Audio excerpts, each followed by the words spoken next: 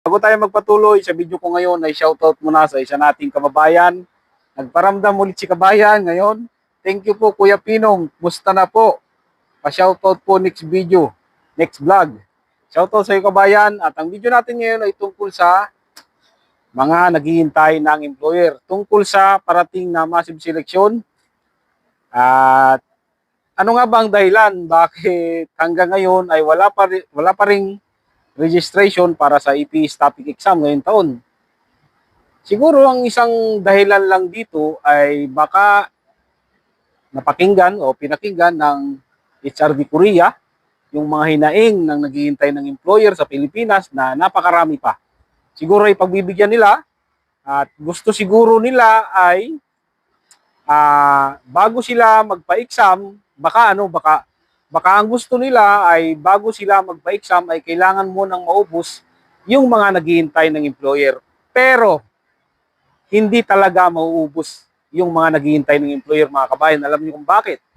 Kasi nga marami pa diyang mga babae na naghihintay din ng employer. Alam niyo naman, ang totoo talaga ay maraming company dito sa South Korea ang hindi naman talaga kumukuha ng worker na babae. At ano nga ba ang dahilan? Kasi nga halos lahat ng trabaho dito sa South Korea ay puro panlalaki at bibigat.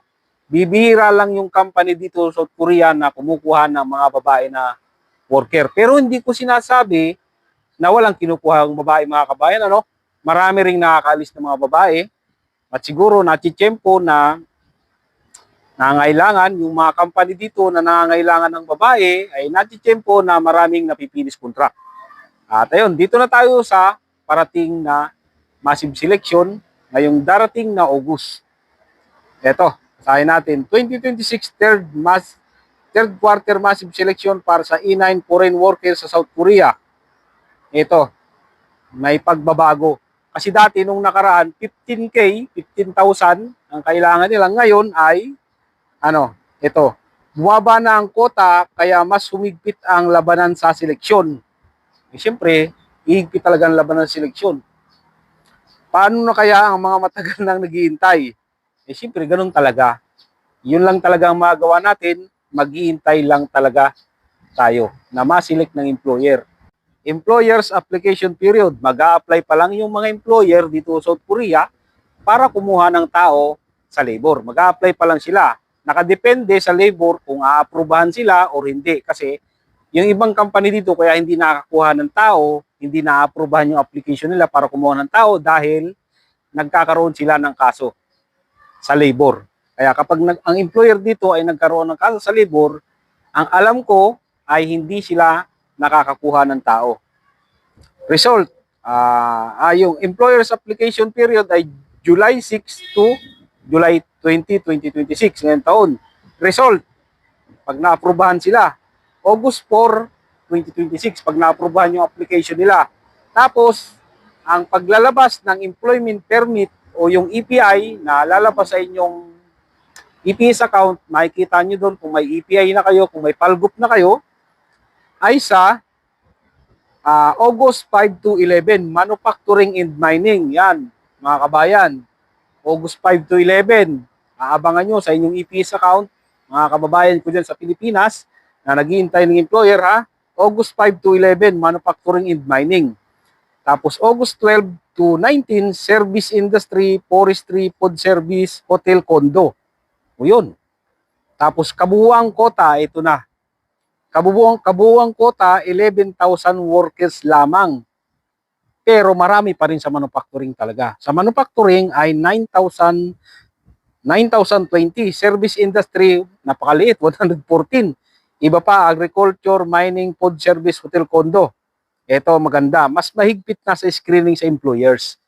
Hinihigpitan na nila, mga kabayan, ang mga employer dito pagdating sa screening. Kailangan ay may maipakita sila na magandang tirahan ng kanilang kukunin na foreign worker. Ano maganda? Wage compliance, working condition, dormitory standards, protection sa workers. Yan. Importante. Yun lang maganda, mga kabayan, kasi pagdating sa tirahan ay dapat nasa standard yung magiging tirahan ng kukunin ng employer na mga foreign worker. Hindi basta-basta inaaprubahan ng labor ang application ng isang employer dito sa South Korea kapag pangit o wala sa standard yung magiging tirahan ng kanilang kukunin na foreign worker. At doon sa 11,000 ay maliit talaga mga kabayan yun. Kasi yung 11,000 na yun, na quota, ngayong darating na massive selection ay paghahatian pa yan ng 17 na bansa. Palagay natin i-divide natin yung 11,000 sa 17, di ba?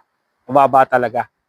At ganun lang talaga. Wala tayong magagawa dyan. Ang importante dyan ay mas maganda ay maubos yung mga naghihintay ng employer. Pero inulit ko, hindi maubos yan kasi maraming mga babae dyan na naghihintay ng employer. Pero mga kabayan, hindi ko dinadown yung mga babae. Hindi ko kayo, hindi ko sinasabi ito para panghinaan kayo ng loob. Para lang malaman ninyo talaga ang totoo. Para kung ano man ang mangyari sa inyong paghihintay ng employer, kung magka-employer man kayo o hindi, kailangan nyo tanggapin yan. Kasi sa umpisa pa lang naman, kahit naman sa mga lalaki, ay sinasabi na ng DMW na kahit kayo ay nakapasa at waiting na ng employer, ay wala pa rin kasiguraduhan. Ayun, August 5 to 11, aabangan nyo sa inyong EPS account kung kayo ay naselect na ng employer. Good luck mga kabayan.